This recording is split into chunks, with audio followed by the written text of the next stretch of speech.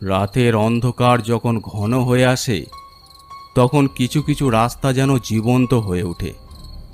পিচঢালা হাইওয়েগুলো তখন এক শহর থেকে অন্য শহরে যাওয়ার মাধ্যম থাকে না, বরং পরিণত হয় এক অদৃশ্য গোলক ধাঁধায়। বিশেষ করে সেই সব রাস্তা যেখানে অকালে ঝরে গেছে কোনো তাজা প্রাণ, যাদের শেষ ইচ্ছাগুলো অপূর্ণই রয়ে গেছে ধুলো আর রক্তের মিশেলে। আজকের গল্প তেমনই এক রাতের, এক লোভী মানুষ আর এক অতৃপ্ত আত্মার। রাত তখন প্রায় 12টা। আকাশ ভেঙে বৃষ্টি নামার উপক্রম হয়েছে। ঝোড়ো হাওয়া এসে ধাক্কা মারছে হাইওয়ের ধারে সস্তা ধাবাটার টিনের চালে। ধাবার এক কোণে বসে একা একা মদের বোতলে চুমুক দিচ্ছিল সুরঞ্জন। সুরঞ্জন পেশায় ড্রাইভার, কলকাতা থেকে দূরপাল্লার ট্রিপ মারেছে।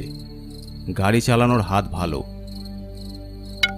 কিন্তু স্বভাবটা মোটেই ভালো নয়।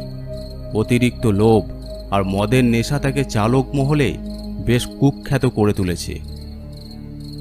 কাস্টমারের ফেলে যাওয়া দামি জিনিসপত্র আত্মসাৎ করা বা মৃত যাত্রীর পকেট সাফ করার মতো ট্রাক রেকর্ডও আছে তার।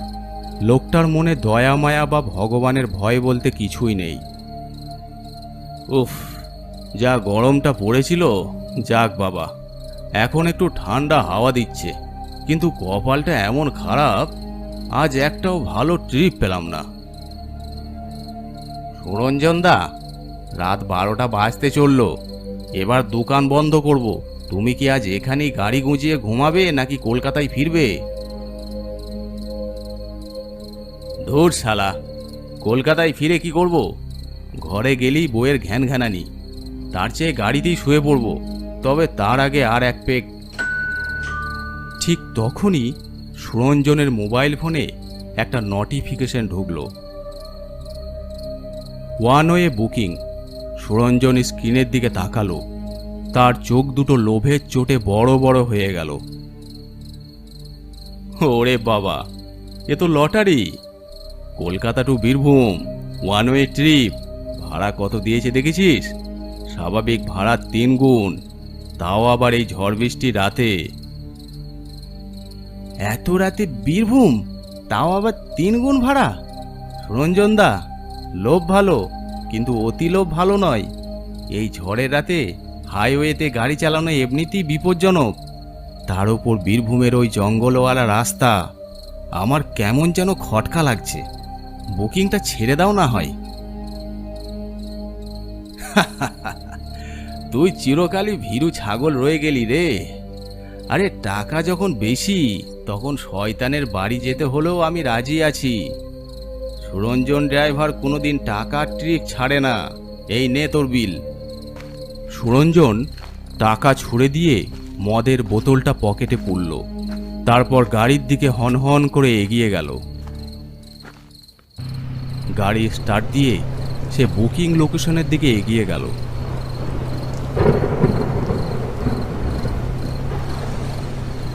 শহর পার হয়ে একটা শুনশান ওয়েটিং রুমের একটু আগে গাড়িটা থামালো সে। বাইরে তখন বৃষ্টি শুরু হয়ে গেছে। হেডলাইটের তীব্র আলো ভেদ করে সুরঞ্জন দেখল ওয়েটিং রুম থেকে একজন লোক বেরিয়ে এলো। পরনে দামি পাঞ্জাবি, কপালে চন্দনের ফোঁটা, ঠিক যেন কোনো বিয়ের বর। কিন্তু এই দুর্যোগের রাতে এই নির্জন জায়গায় একটা লোক বরের সাজে কেন দাঁড়িয়ে থাকবে, সেটা সুরঞ্জনের মাথায় ঢুকলো না। দাদা, বীরভূম যাবেন? বুকিং কি আপনার? যুবকটি এগিয়ে এলো। গায়ের রং ফ্যাকাশে, চোখ দুটো কেমন যেন স্থির। কাছে এসে বলল, হ্যাঁ, আমি বুকিং করেছি। খুব জরুরি ভাই, আজ রাতেই পৌঁছাতে হবে। আসুন ভেতরে। সুরঞ্জনের ঠিক পাশেই কো ড্রাইভার সিটে যুবকটি এসে বসল। তার বসার ভঙ্গিতে কোনো তাড়াহুড়ো ছিল না, কিন্তু শরীর থেকে একটা অদ্ভুত ঠান্ডা হাওয়া যেন গাড়ির ভেতরটা নিমেষের মধ্যে ঠান্ডা করে দিল। সুরঞ্জন গাড়ি গিয়ারে ফেলে হাইওয়ের দিকে বাড়ালো। মনে মনে ভাবল, যুবকটা নিঘাত কোনো বড়লোক বাড়ির ছেলে।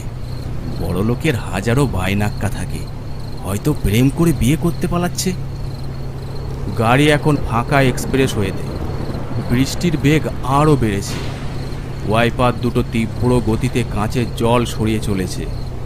গাড়ির ভেতরে নীরবতা ভাঙার জন্য সুরঞ্জন আর চোখে পাশের যাত্রীটিকে দেখল।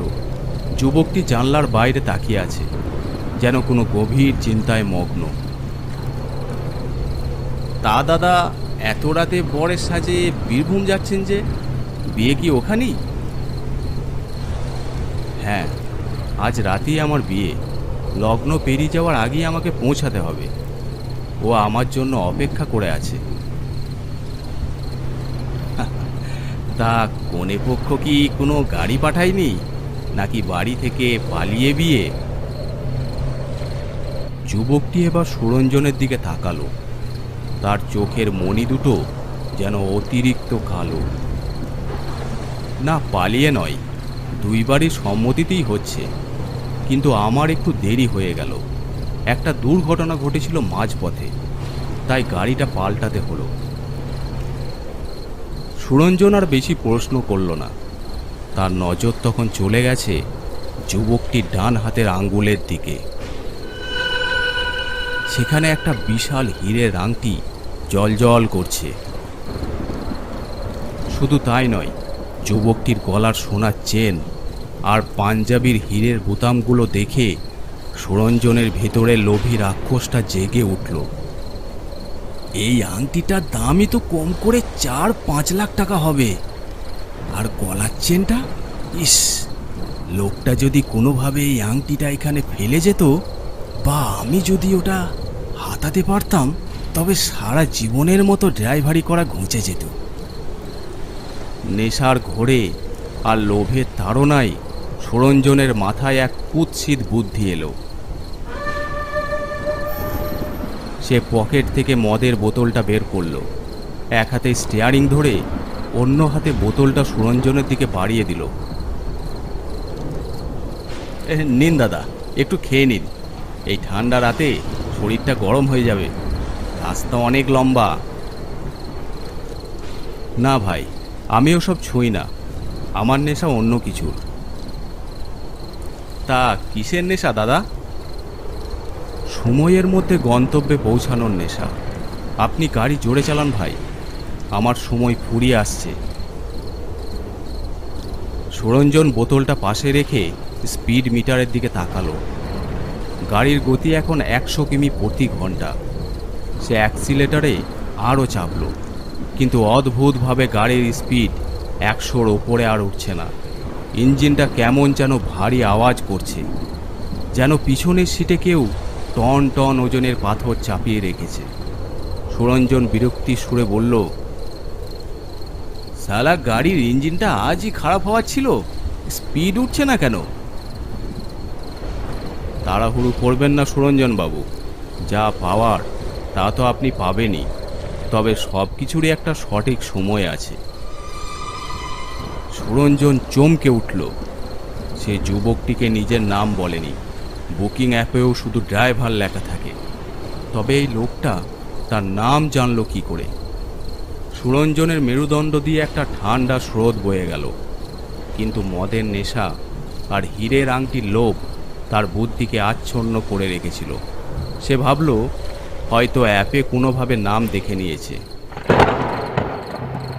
রাত 1:40। গাড়ি এখন হাইওয়ের একটা অত্যন্ত নির্জন অংশে এসে পড়েছে। দুপাশে ঘন জঙ্গল, কোনো আলো নেই।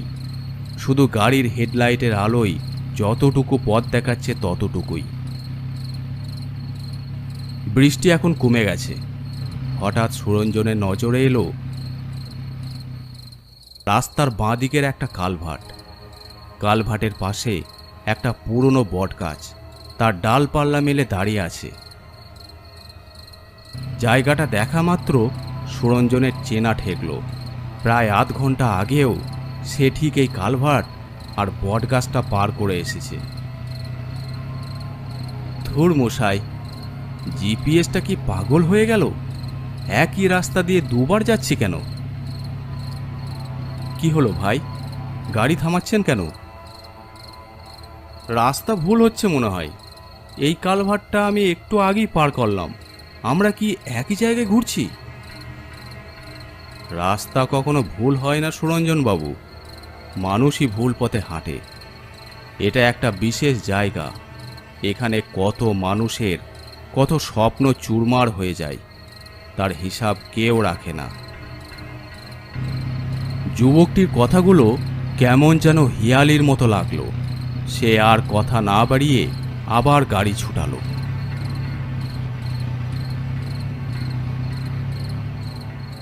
কিন্তু ঠিক 15 মিনিট পর আবার সেই কালভার্ট, সেই বুড়ো বটগাছ। সুরঞ্জনের চোখ দুটো আতঙ্কে কপালে উঠে গেল। কপাল দিয়ে ঘাম ঝরতে শুরু করেছে। আশ্চর্য ব্যাপার, আমি সোজা গাড়ি চালাচ্ছি, কোনো টার্ন নেইনি, তাহলে কালভার্টটা বারবার ফিরে আসছে কেন? কিছু কিছু রাস্তা আপনাকে সহজে যেতে দিবে না, বিশেষ করে যখন আপনার মনে পাপ থাকে। সুরঞ্জন বাবু, আপনার পকেটে যে পার্সটা আছে ওটা কার? সুরঞ্জন থতমত খেয়ে গেল। তার পকেটে একটা দামি চামড়ার পার্স রয়েছে, যেটা সে গত পরশু এক মাতাল প্যাসেঞ্জারের গাড়ি থেকে চুরি করেছিল। যুবকটা ওই পার্সের কথা জানলো কি করে? ওটা ওটা আমারই পার্স। আপনি এসব কি ভুলভাল বকছেন? আমি গাড়ি ব্যাক করছি, এই রাস্তায় আর যাব না। ব্যাক করে লাভ নেই, পিছন ফিরে তাকান, দেখতে পাবেন আপনার ফেরার পথ অনেক আগেই বন্ধ হয়ে গেছে। সুরঞ্জন পিছনে তাকালো, দেখল সত্যি গাড়ির পিছনে কোনো রাস্তাই নেই, শুধু এক ঘন কালো অন্ধকার। সুরঞ্জন বুঝতে পারল সে কোনো সাধারণ বিপদে পড়েনি। এই প্যাসেঞ্জার কোনো সাধারণ মানুষ নয়। দাদা, আমাকে মাফ করে দিন, আমি আপনার থেকে কোনো ভাড়া নেব না। আপনি দয়া করে গাড়ি থেকে নেমে যান। আমি নেমে গেলে আপনি একাই বা যাবেন কোথায়? আর আপনার মনের ওই ইচ্ছাটার কি হবে? আপনি তো আমার হাতের এই হীরের আংটিটা চান, তাই না?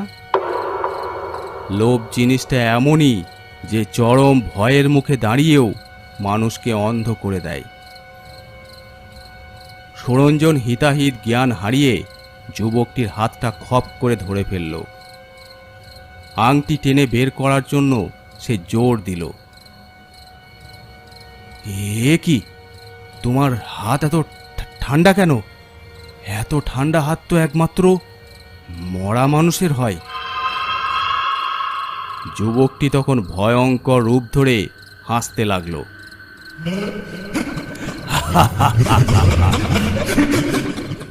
সুরঞ্জন ভয়ে হাতটা ছেড়ে দিল।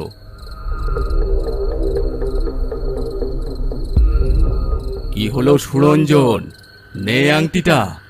এটা নেওয়ার জন্যই তো তোর মনটা এতক্ষণ ছটফট করছিল। মৃত মানুষের জিনিস চুরি করা তো তোর পুরনো অভ্যাস। না না, আমার কিছু দরকার নেই, আমি কখনো চুরি করব না। ভয়ে সুরঞ্জন গাড়ি থেকে নেমে ছুটতে লাগলো।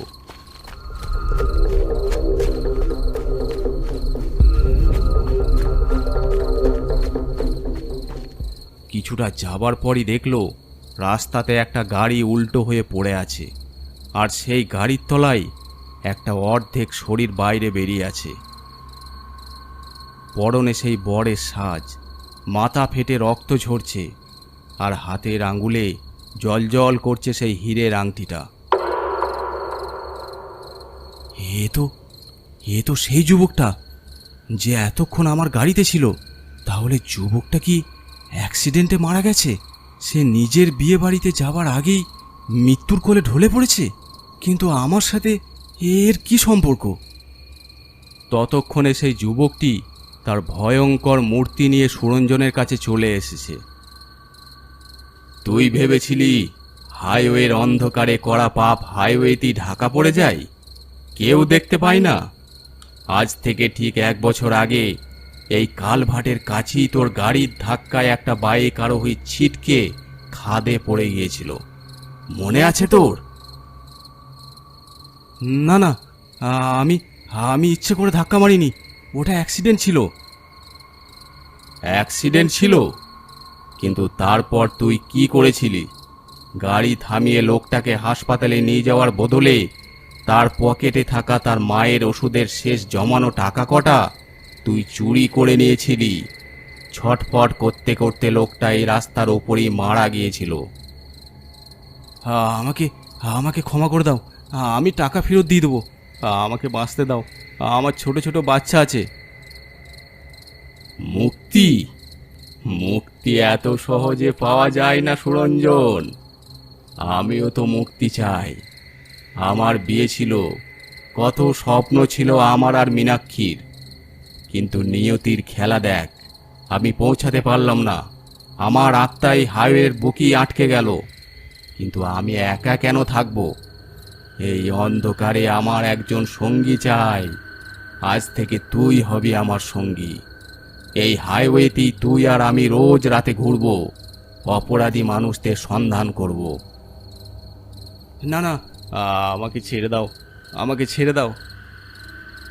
যুবকের সেই ভয়ঙ্কর মূর্তিটা তার শক্ত বড় শীতল হাতটা দিয়ে সুরঞ্জনের গলাটা চেপে ধরল। সুরঞ্জনের মনে হলো তার শ্বাসনালীটা ছিঁড়ে যাচ্ছে। আমার আমার দম বন্ধ হয়ে আসছে।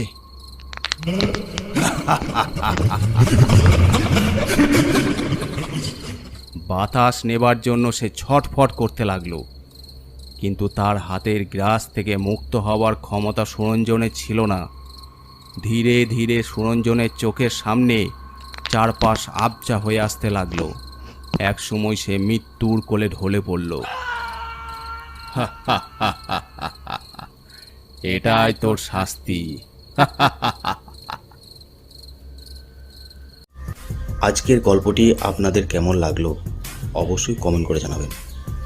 আর যদি ভালো লেগে থাকে অবশ্যই চ্যানেলটি সাবস্ক্রাইব করে দেবেন। আর আপনারা যারা গল্প পাঠাতে চান আমাদের ফেসবুক পেজে ইনবক্স করে পাঠাতে পারেন, অথবা আমাদেরকে মেল করতে পারেন। এছাড়াও আমাদের ইনস্টাগ্রাম আইডি আছে, আপনারা ফলো করে নিতে পারেন। সব কিছুর লিঙ্ক ডিসক্রিপশন বক্সে দেওয়া আছে।